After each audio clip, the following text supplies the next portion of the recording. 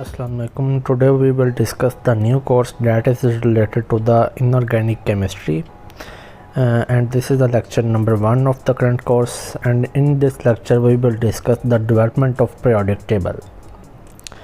तो जनरली अगर हम बात करें कि periodic table why there is need of periodic table है ये एलिमेंट्स की अरेंजमेंट बताता होता है सिस्टमेटिकली, यानी कि एक सिस्टम के तहत जितने भी एलिमेंट्स हैं उनको अरेंज करता होता है उनकी प्रॉपर्टीज़ के अकॉर्डिंग। जिस तरह से अगर हम एक ग्रुप में चलते होते हैं पीरियोडिक टेबल के, तो उनकी जो एक ग्रुप में जितने भी एलिमेंट्स होते हैं उनकी जो प्रॉपर्टीज़ होती हैं वो आपस में मिलती होती हैं, ठीक है।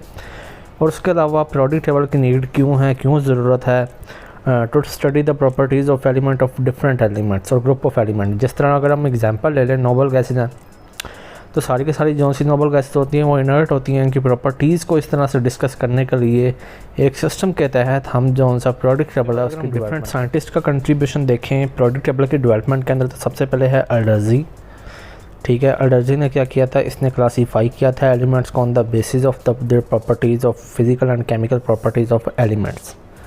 सेकंड वन इज़ अरिस्टोटल, ठीक है। अरिस्टोटल ने क्या किया था, इसने 4 एलिमेंट थ्योरी को प्रेजेंट किया था। 4 एलिमेंट थ्योरी हम किसे कहते हैं कि यानी कि जो वर्ड है that is composed of 4 elements. अब इन 4 एलिमेंट्स में number 1 is earth, second one is fire, number 3 is water and number 4 is air, ठीक है। तो ये 4 एलिमेंट हैं। अरिस्टोटल ने कहा था कि हमारी जो वर्ड है ये कंपोज है इन 4 एलिमेंट से, और इस थ्योरी को नाम दिया गया था 4 एलिमेंट थ्योरी।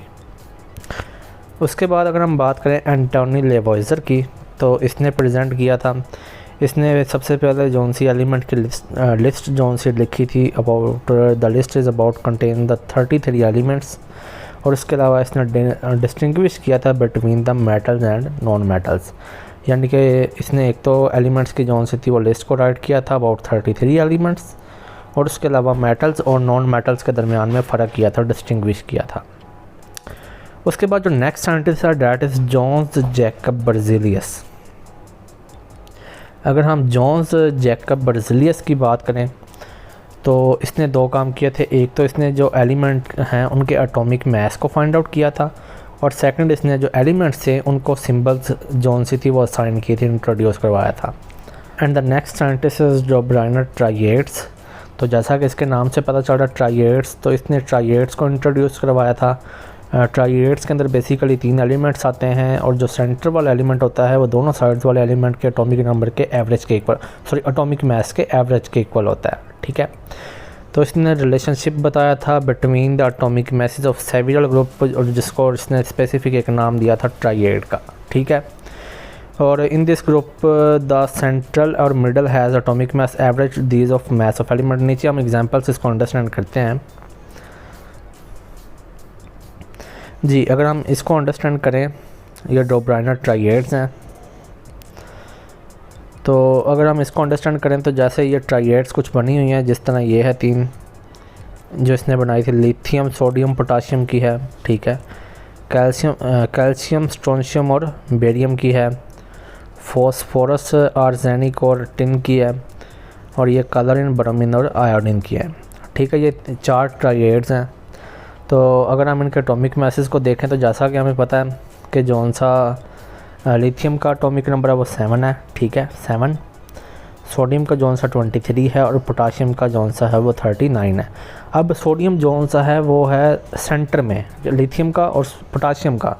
अगर हम इन दोनों का एवरेज लें तो इसका कितना है, 7 + 39 है, ठीक है। 7 + 39 करें और इसको 2 पे डिवाइड कर दें तो हमारे पास आंसर आ जाता है 23, and 23 is the mass number of sodium. नीचे अगर हम देखें जिस तरह सेकंड ट्राइएड जौन सी है, इसके अंदर आ जाता है कैल्शियम स्ट्रोंशियम और बेरियम। कैल्शियम का जौन सा मास नंबर है डैट इज़ 40, ठीक है, और बेरियम का है 137। अगर हम इन दोनों का एवरेज लेंगे तो हमारे पास स्ट्रोंशियम का आ जाएगा।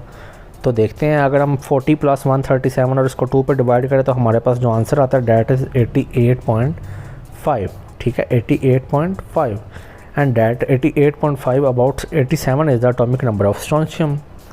इसी तरह से अगर हम बाकी भी 2 ट्राइएड्स देखें तो जैसे ये फॉस्फोरस आर्सेनिक और टिन है, तो इसमें आर्सेनिक का लिया हुआ एटॉमिक नंबर फाइंड आउट किया हुआ है। कैसे लिया हुआ है, फॉस्फोरस और टिन के एटॉमिक मास का एवरेज लेके। उसके बाद सल्फ़र, सेलेनियम और टेलोरियम है, तो इसमें अगर देखें तो सेलेनियम का मास नंबर फाइंड आउट किया हुआ है by taking the average of sulphur and tellurium, और लास्ट पे कौन सा वो कलर इन बोरोमीन और आयोडीन है। तो इसमें बोरोमीन का मास नंबर फाइंड आउट किया हुआ है by taking the average of colour in and iodine.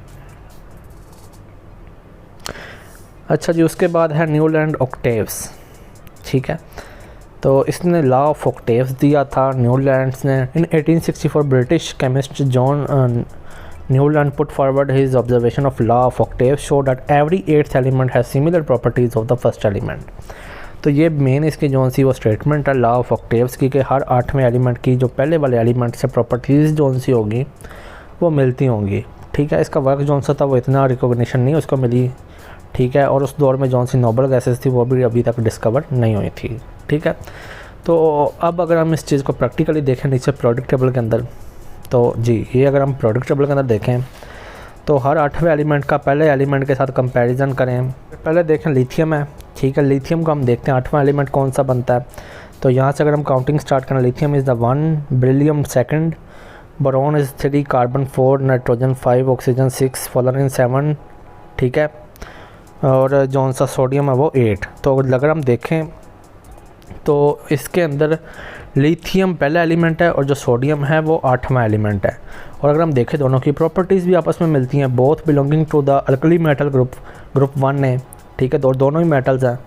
अच्छा, अगर मैं इसमें आपको एक चीज़ बता दूं कि हमने जौन सा नियोन है इसको काउंट नहीं किया। काउंट ना करने की वजह जैसा कि मैंने बताई, क्योंकि उस दौर के अंदर जौन सी नोबल गैसेस थी वो डिस्कवर नहीं हुई थी। So that's why we do not include the noble gases in law of octaves. ठीक है, और इससे जब नोबल गैसेस जौन सी थी वो डिस्कवर हुई तो ये जौन सी लॉ ऑफ ऑक्टेव्स था, ये जौन सा इसकी मिथ थी वो टोटली रॉन्ग हो गई थी। ठीक है, जिसकी वजह से इसका जो वर्क था वो इतना ज़्यादा जौन सा था कंट्रीब्यूशन नहीं कर सका related to the development of periodic table. अच्छा जी, नेक्स्ट हम देखते हैं जो उसके बाद जो नेक्स्ट साइंटिस्ट आता है that is the Lothar Meyer. इसने क्या किया था, 56 एलिमेंट्स जो से थे उनको कंपाइल किया था based on the periodicity of properties. और उसने कौन कौन सी प्रॉपर्टीज़ के अकॉर्डिंग अरेंज किया था, लाइक जिस तरह मोलर वॉल्यूम है।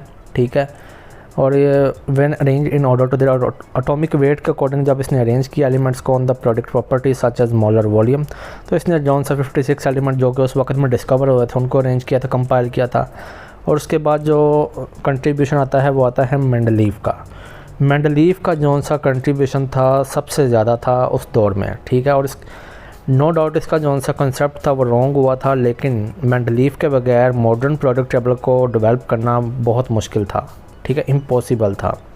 तो मेंडलीव ने क्या किया था, मेंडलीव का जो प्रोडक्ट ला था अगर हम उसको देखें तो मेंडलीव ने जौन सा एलिमेंट्स को अरेंज किया था on the basis of their atomic masses. तो ये नीचे उसका प्रोडक्ट ला दिया हुआ है मेंडलीव का, properties of the element are the product function of their atomic masses. यानी कि मेंडलीव ने एलिमेंट्स को जौन सा वो अरेंजमेंट लगाई थी, अरेंज किया था on the basis of there mass number. ठीक है, और इसने कितने एलिमेंट्स को मेंडलीव ने अरेंज किया था, इसने 63 एलिमेंट्स को अरेंज किया था। ठीक है, और इसने जौन सा मेन जौन सा रेफरेंस क्या रखा था, एटॉमिक मैस, और हॉरिजॉन्टल ड्रॉज बनाई थी जिसको पीरियड्स कहा गया था, और जौन से वर्टिकल थे उनको ग्रुप्स कहा गया था। ठीक है, और नीचे मेंडलीव का प्रोडक्ट टेबल बना हुआ, अगर हम इसको देखें इसमें काफ़ी ज़्यादा फॉल्ट भी थे। ठीक है, फॉल्ट जो को अगर हम डिफेक्ट को अगर हम देखें तो आइसोटॉप्स के अंदर जो सबसे मेन डिफेक्ट था वो पोजीशन ऑफ आइसोटॉप्स का था डिफेक्ट। जैसा कि हमें पता है कि आइसोटॉप्स जौन से होते हैं उनका एटॉमिक नंबर सेम होता है, लेकिन उनका जो मास नंबर होता है वो डिफरेंट होता है। ठीक है, तो अब जिस तरह अगर हम बात करें हाइड्रोजन का जौन सा मास नंबर 1 है, हीलियम का 2 है। ठीक है, अब हाइड्रोजन की आइसोटॉप 3 है, प्रोटियम, ड्यूट्रियम और ट्रिटियम। प्रोटियम का जो मास नंबर है वो 1 है, ड्यूट्रियम का 2 है और ट्रिटियम का 3 है। ठीक है, अब प्रोटियम का 2 अगर मास नंबर है तो ये तो हीलियम वाली जगह पे आ जाएगा, जबकि ये आइसोटॉप जौन सा वो हाइड्रोजन का है। तो इस तरह से जो पोजीशन ऑफ आइसोटॉप्स थी वो मिसप्लेसमेंट होने की वजह से जो मेंडलीव का प्रोडक्ट टेबल के अंदर ये बहुत बड़ा डिफेक्ट था। ठीक है, उसके बाद विलियम रमसे, इसने 1894 के अंदर जौन सा नोबल गैसेस को डिस्कवर किया था। नोबल गैसेस हमें पता है कि हमारे प्रोडक्ट टेबल का जो सबसे लास्ट ग्रुप है जो कि ग्रुप नंबर 18 या 8A है, जो इसमें हीलियम, आर्गोन, जीनोन, ये सारी जौन सी गैसेस आती होती हैं जिनको हम इनर्ट गैसेस बोलते होते हैं। अच्छा जी, इसके बाद इतने ज़्यादा साइंटिस्ट के कंट्रीब्यूशन के बाद जो लास्ट पे आता है that is the modern periodic table, जो कि डिस्कवर किया था हेनरी मोसले ने 1913 के अंदर। और इसका जो सब प्रोडक्ट लगता है that is the properties of the elements are the periodic function of their atomic number.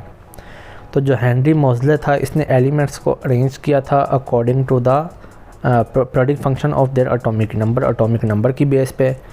इससे जौन सा था वो जो कि मेंडलीफ का डिफेक्ट था कि पोजीशन ऑफ आइसोटोप, तो ये जौन सा डिफेक्ट था वो दूर हो गया था। ठीक है।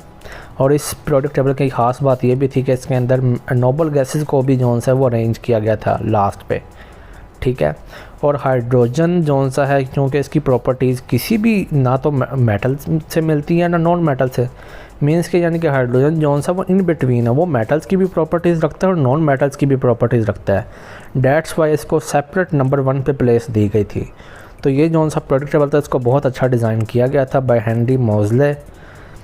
तो इसको अगर हम मॉडर्न प्रोडक्ट टेबल को देखें नीचे, सो this is the modern product table. ठीक है। तो इसके अंदर अगर हम देखें तो सारे एलिमेंट्स को अरेंज किया गया था अबाउट 118 एलिमेंट्स। ठीक है। और लास्ट पे जौन सी 2 रोज़ हैं लेंथेनाइड्स और एक्टिनाइड्स की रोज़ को ऐड किया गया था। ठीक है। क्योंकि अगर इन रोज़ को यहाँ पे ऐड किया जाता तो प्रोडक्ट टेबल जौन सा था उसका जो डिज़ाइन था वो टोटली फ्लॉप हो जाता, ख़राब हो जाता। तो डैट्स वाई इन 2 रोज़ को सेपरेट जगह दी गई।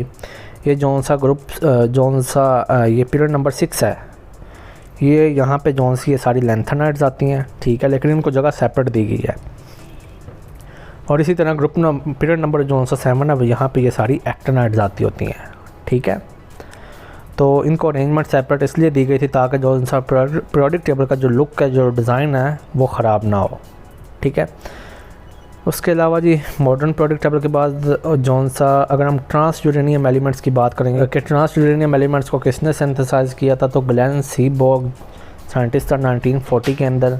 उसने ट्रांस यूरेनियम एलिमेंट्स या ट्रांस यूरानिक एलिमेंट्स को जौन सा वो डिस्कवर किया था।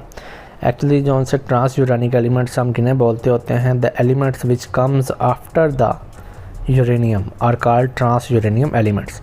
यानी कि ऐसे एलिमेंट्स जो कि यूरेनियम के बाद आते हैं, या फिर हम इसको इस तरह से भी कर सकते हैं जो हमें पर जैसा कि पता है कि जो यूरेनियम है, यूरेनियम का जौन सा एटॉमिक नंबर है वो 92 है।